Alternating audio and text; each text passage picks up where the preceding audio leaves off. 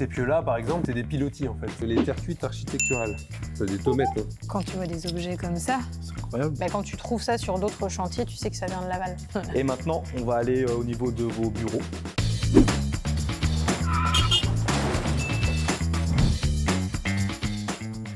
Est-ce que quelqu'un va nous ouvrir? Pas du tout. Ah si. Bonjour. Oui, c'est Le chemin. le chemin. Exactement. A few moments later. Ah ouais, c'est par là. Non, non. Ah oui. Oh, je suis perdu. Là. Suite de l'aventure. Le Dans- café dans- est à couler. Ah. S'il y a le café, ça fait plaisir. Ne tombez pas, madame. Donc ouais, ça c'est le QG. Waouh. Ici, je remonte des céramiques avec quelques objets un peu chouettes. Tu vois, on arrive à quasiment remonter l'assiette complète. Ce qui est chouette, c'est que les assiettes, en fait, elles présentent des marques de manufacture. Ah ouais. C'est ce que je disais tout à l'heure sur le fait qu'on puisse ensuite essayer de tracer d'où viennent les produits. Ouais. Et parfois, dans certains lots, on en a beaucoup. Waouh. Je me demande si celle-ci, elle est sympa parce que là, ça, c'est une bouteille en grès qui vient de Normandie. Ok. Et en fait, celle-ci, donc il n'y a pas de marque qui nous dit que ça vient de Normandie. En revanche, le potier a mis un petit poinçon dessus. Ok. Et puis certains récipients sympas, là pour le coup, c'est non seulement tu sais d'où ça vient, mais là tu sais ce que ça contient. Ici, on a une boîte à savon, par exemple, crème de savon. Boîte à savon. Ouais, et donc c'est là, marqué dessus. Donc on peut retrouver, on sait que c'était pour y mettre de la crème de savon. Donc après le but va être de voir si ces parfumeries existent encore ou pas. C'est le cas de certaines. On leur envoie, on les questionne, en fait on échange avec eux aussi pour leur dire bah voilà on a une boîte de telle date, enfin de tel produit, est-ce que vous pourriez nous préciser la date ou est-ce que vous avez des informations à nous donner sur... Même certains doivent être des fois surpris ou contents de dire ah ouais vous avez une pièce Bah, il y en a historique certains, à nous. ouais, ils Ok. trouvent ça assez chouette parce que bah, eux, c'est des archives pour eux, quoi. Bah Donc, oui, bien alors sûr. que bon, pour nous, on en a vraiment besoin pour comprendre ce qu'on fait. Ça, c'est assez rigolo. On a des assiettes qui commencent à apporter des messages et notamment une assiette qui porte un rébus. On vous laisse amuser en mangeant. Ouais, c'est ça. Ouais, c'est technique un peu. Hein. On a réussi à le déchiffrer. Et donc par exemple ce rébus, qu'est-ce qu'il veut dire? Qu'est-ce qu'il veut dire? Alors, c'est un corps. Corneille, Racine et Voltaire. Donc là, on est déjà dans les hautes sphères de la littérature. C'est pas Peppa Pig ou je sais pas quelle bêtise qu'on trouve sur les assiettes aujourd'hui, tu vois. C'est Ou la pas- pâte patrouille. Là, c'est... C'est le pas patrouille de l'époque. C'est le pas de patrouille de l'époque. Ouais. Corneille, Racine, Voltaire. Alors, si là, ça c'est les notes de musique, si la cruelle Atropos a mis fin à votre carrière, elle a propagé vos travaux. Ça, c'est un veau. Mort. Super. Ok. Voilà. Trop bien. Je sais que Pauline, tu as une petite pièce assez incroyable. Ouais. Alors qu'on a trouvé dans le secteur 6, donc à l'emplacement du futur bassin, il faut maintenant que je le retrouve, ce qui n'est pas gagné. Donc je sais qu'il est... On l'a vendu, hein. On l'a teasé. Non. C'est Samuel qui est donc le grand responsable de tout ça. Ah si, c'est notre grand chef à nous. Ça, j'entends des voix, je fais, mais oui, en fait. Mais je les tu m'as connais. dit que. Bah oui, cette voix que j'ai entendue pendant mes vacances. Et je te regarde. Du coup, Pauline, parle-nous de cet objet incroyable. Donc on a retrouvé dans le secteur 6 un petit pot de pâte parfumée à onguent, avec inscrit Farjon dessus. Une petite fleur, de la peinture dorée et sur donc un pot en faïence avec un décor bleu. On a quand même cette inscription qui nous a mis sur la piste, donc on a cherché Farjon, qu'est-ce que c'est?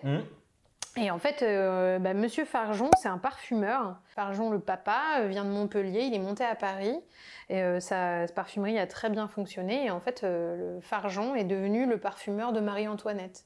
Et donc, on a cherché également d'où pouvait provenir ce parfum, enfin le pot en lui-même.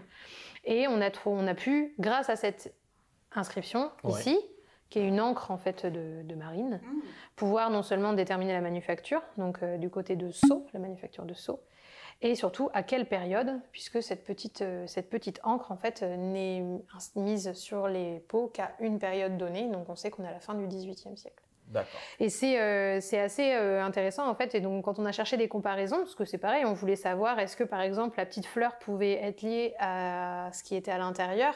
Alors on a trouvé un élément de comparaison qui est exposé au British Museum.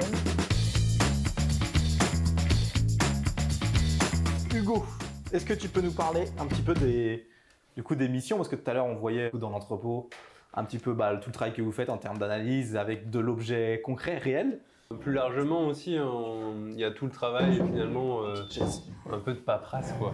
Oh, ah ouais, la paperasse.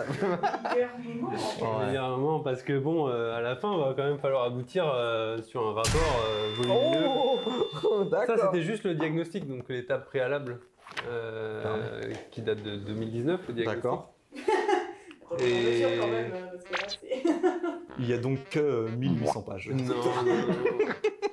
La fouille, ça risque d'être 10 fois ça, quoi. D'accord. Donc c'est ça que la Direction régionale des affaires culturelles, on doit leur rendre un travail de ce type, qui fait le compte-rendu de toute la durée des fouilles, de tout ce qu'on a trouvé, etc. Ah, ça c'est en fait c'est la partie off. C'est vrai que les gens, vous voyez sur le terrain Ouais. en train de travailler, mais il y a toute la partie off qu'on n'imagine pas forcément. Ah, il faut écrire voilà, des pages et des pages, des milliers de pages même. Enfin, ça va être des milliers de pages. Ok. Et puis faire la synthèse de toutes les études des spécialistes. Ouais. Il faut quand même en faire une synthèse. Ce que je voulais vous montrer, oui, en parlant un peu de technologies qui peuvent être utiles, c'est pour finir sur le mobilier déjà. C'est par exemple le métal. On n'en a pas parlé jusqu'à présent, mais on a quand même trouvé 4000 objets en métal. Ok. Cela étant, quand on les sort de terre ou de l'eau, parce que c'est très en eau, Ouais. ils sont très corrodés. On le voit ici, et encore, c'est pas les pires, mais et parfois, comme ici, on sait pas trop ce que c'est. Hein. Par exemple, bon là, on a un fer à cheval, c'est très net. Ici, une lame de couteau, mais vous allez voir, il y a une petite surprise sur la lame de couteau. Parce que grâce aux radiographies, en fait, on a des laboratoires ou parfois aussi c'est les centres hospitaliers qui peuvent faire des radiographies d'objets. Ça va nous permettre de mieux distinguer les parties métalliques. Donc voilà ce que ça donne. Donc par exemple, le petit objet qui était ici vraiment déterminable, on voit bien ici quand même quelque chose d'extrêmement fin. Oh. Le couteau. Le fameux couteau. Tu as dit qu'il y a une petite surprise. Il y a une petite surprise parce qu'en fait, il y a une inscription dessus. Ok. Ça a été trouvé dans les poubelles les mêmes poubelles de l'hôtel particulier de Farcy. D'accord. Au pied de la mairie, dans le parvis de l'hôtel de ville. Donc ça date du début du XVIIe siècle. Ok. Ces radiographies, vous les faites ici en interne ou c'est fait justement en externe avec... Non, c'est fait en externe. Donc c'est un laboratoire qui est basé à Nantes, qui s'appelle Arcantique, qui a fait les radiographies.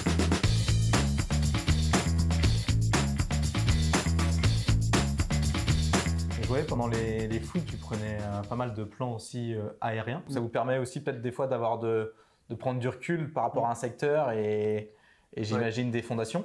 Ça permet deux choses. Déjà des photos d'illustration, hein, tout simplement. Donc là, c'est au tout début du chantier, donc quasiment les premiers coups de pelle. Ouais. Avec la découverte notamment de cet énorme mur, cet angle de mur. Énorme. Ça peut nous servir aussi, pas seulement de photos d'illustration, mais pour faire des relevés en 3 dimensions. On les utilise beaucoup, ces relevés en 3D, parce que on est évidemment, ce qu'on a fouillé, il n'y a plus accès, c'est détruit en partie. Hein. Et on a souvent des questions des spécialistes qui vont nous demander mais ce que j'étudie là, où est-ce que c'est, qu'est-ce qu'il y avait au-dessus, c'était à quelle altitude, etc.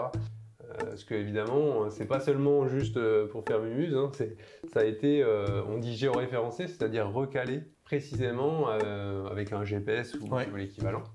Et après ça, de ce modèle 3D, on peut en tirer des orthophotos, c'est-à-dire des images vraiment vues du dessus et aux bonnes dimensions. Et ces images, ensuite, on va les utiliser dans d'autres logiciels qu'on appelle des systèmes d'information géographique. Ces images vont nous permettre de dessiner en fait toutes les structures qu'on a trouvées. Après, c'est vraiment plus pratique pour produire les plans des rapports, pour donner les informations aux spécialistes, etc. Donc, voilà. Le travail, c'est là qu'on voit vraiment dans les, entre guillemets, dans les détails et surtout avec un peu de recul tout ce que vous avez fait. Vous avez des puzzles partout, aussi bien dans la céramique, aussi dans le montage des photos derrière. Mais ok. Donc il y a beaucoup de travail de ce côté-là. C'est très complet. On est pas mal, hein. Ah ouais. Ouais, ça c'est un peu un bonus. C'était trop si cool, vous voulez, tu vois, mais- là, même le fait que tu nous fais voir un petit peu là son ordi et tout, c'est super impressionnant. Ouais, c'est clair. Et on n'imagine pas forcément de prime abord que dans l'archéologie, il y a autant peut-être d'étapes, autant de travail aussi pointu. Ouais, et mon travail, un peu celui de Pauline aussi, c'est d'essayer d'être un chef d'orchestre et de réussir à faire une synthèse de tout ça, quoi. Parce que ça fait une masse de données, une masse d'informations qui est considérable. J'imagine que c'est pas toujours évident de vulgariser des choses aussi pointues, mais en tout cas, vous savez très bien le faire. Je tiens à le dire. Ok, ça filme. Bon, Hugo, Pauline, merci beaucoup. C'était cool. Merci à vous. À bientôt. Bon courage pour la suite. Et puis nous, let's go. On y va. Allez, Salut. salut l'équipe. À bientôt. Ciao. Bon, voilà, c'est la fin de ce premier épisode. C'était avec les services archéologie de la ville de Laval. Je vous filme de loin, du au revoir. Allez, salut. Ciao. À bientôt.